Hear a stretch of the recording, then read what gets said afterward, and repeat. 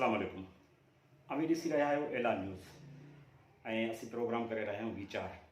अॼु असांजे हिन वीचार प्रोग्राम में जेका महिमान आहे उनजो तालुक़ सिंधियाणी तहरीक सां आहे। उहो सिंधियाणी तहरीक जी मरकज़ी अॻवान आहे ऐं मलीर ज़िले जी जनरल सेक्रेटरी आहे। अॼु असीं उन सां गुफ़्तगू कंदासीं, उन खां सुवाल पुछंदासीं सिंधियाणी तहरीक जे बारे में, उन खां पोइ औरत जेका सियासत आहे उन जे बारे में। प्रेस हूंदो अॼु कहिड़ा बिल्कुलु ठीकु सर, तव्हां बिल्कुलु हाँ जी इंट्रो में पाण ॻाल्हि ॿोल कईसीं त तव्हांजो तालुक़ु सिंधियाणी तहरीक सां आहे। जी तव्हां सिंधियाणी तहरीक में इन एज में आया आहियो या तव्हां नंढड़ा ई हुआ? सुजाॻ ॿारियूं तहरीक खां शुरूआत पंहिंजी तव्हां कई या सिंधियाणी तहरीक खां शुरूआत कई? असल में पाण अखि खोली आहे त हिन तंज़ीम में उहो इन करे त जेके मुंहिंजा वालदेन आहिनि ऐं पूरो नानाणो जेको घरु आहे उहो तंज़ीम सां ई वाबस्तगी रखे पियो। मुंहिंजो मामा डॉक्टर वज़ीर गुनियो ऐं शानी सुमरो मुंहिंजो वालिद साहब, ज़ाहिदा गुनियो मुंहिंजी वालदा, ही सभु नंढपण खां ई तंज़ीम में ई हुआ ऐं पाण बि सियासी घर में ई अखि खोली आहे। तंहिंजे करे असां शुरू खां ईअं चवंदासीं त वाबस्तगी रखूं था अवामी तहरीक सां। माना सबबु हिकिड़ो त इहो आहे त तव्हांजो पूरो ख़ानदान जी हा, अवामी तहरीक सां तालुक़ु रखे थो, तंहिं करे तव्हांजो लाॻापो उन सां थी वियो। सबबु इहो ई आहे या उन खां सवाइ तव्हां बि इहा ॻाल्हि सम्झो था त अवामी तहरीक या सिंधियाणी तहरीक खे तव्हां बहितर सम्झो था नज़रियती तरह फ़िक्री तरह, उनजे करे तव्हां इन में हलो पिया या ख़ानदानी जेका शइ तव्हांखे वरसे मिली आहे उनजे करे तव्हां सिंधियाणी इन जो जवाबु जेको थोरो तफ़सीली हूंदो उहो इन करे त ख़ासि करे अक्सर तौरु जेको आहे त इहे ॻाल्हियूं ईंदियूं आहिनि त जेकॾहिं कंहिंजो ख़ानदान के तंज़ीम सां या के पार्टी सां वाबस्तगी रखे थो त उहो पीढ़ी दर पीढ़ी उते ई हूंदा आहिनि ऐं पोइ हू ख़ानदानी इज़तुनि जे करे या बैकग्राउंड जे करे पोइ उन्हनि खे पाबंदी हूंदी आहे त तव्हांखे हिते ई रहणो आहे। त जीअं असांजो जेको हिकिड़ो लाॻापो आहे तंज़ीम सां उहो असां पंहिंजी इज़त ऐं साख बचाए सघूं।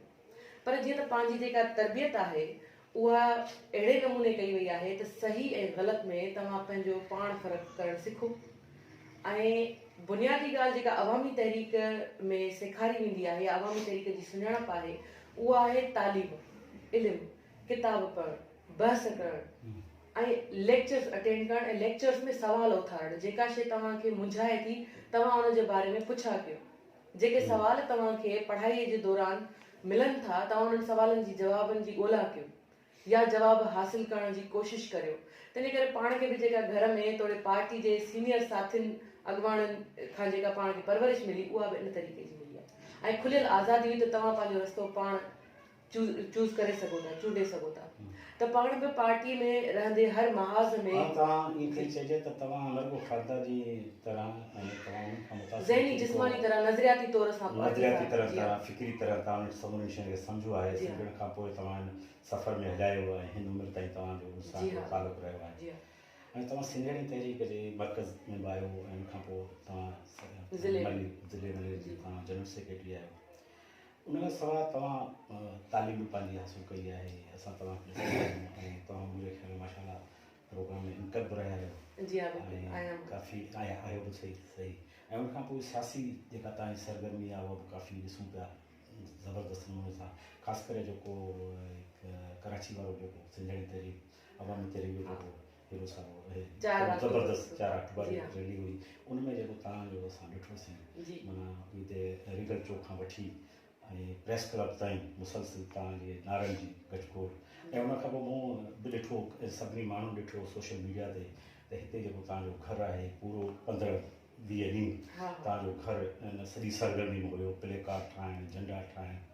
त हाणे तव्हां घर खे बि टाइम ॾियो था, तव्हां पंहिंजी तालीम खे बि टाइम ॾियो था, उनखां पोइ तव्हां पंहिंजी नौकिरी बि करियो था। इहे सभु कमु तव्हां बि करियो था ऐं सियासत बि करियो था।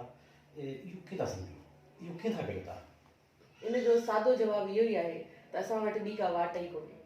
जेकॾहिं ही सरगर्मियूं आहिनि त असां बि ज़िंदा जीअरा आहियूं ऐं तंदुरुस्त ऐं चुस्त नज़र अचूं था। जेकॾहिं इहो सभु कुझु असांखां खसिजी वियो या असां हिन मां हथु कढियासीं त पाण ज़िंदा न रही सघंदासीं। हिकु नज़रियाती फ़िक्री माण्हूअ जी जेका लाइन हूंदी आहे, वाट हूंदी आहे, उहा ई हुनजे जियापे जो असुलु ज़रियो हूंदो आहे।